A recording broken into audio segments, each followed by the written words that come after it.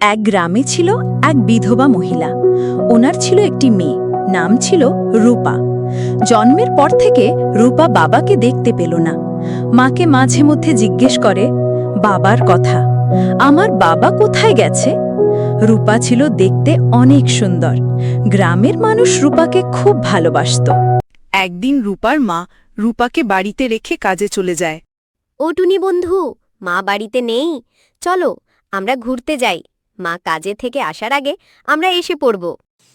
না না রূপা, আমরা ঘরেই থাকি, কোনো দিক দিয়েও যাব না। যদি কথাটা মাই জানতে পারে তাহলে তোমাকে আর আমাকে আস্ত রাখবে না। আর এখন সময়টা ভালো না, আমরা বাইরে যাব না, ঘরের থেকেই খেলি। রূপা, ও রূপা, কি করছো ঘরে বসে? চলো আমরা মাঠে যাই, সবাই এসে পড়ছে। অনেক দিন ধরে মাঠে যাই না। টুনি পাখি, তুমিও চলো।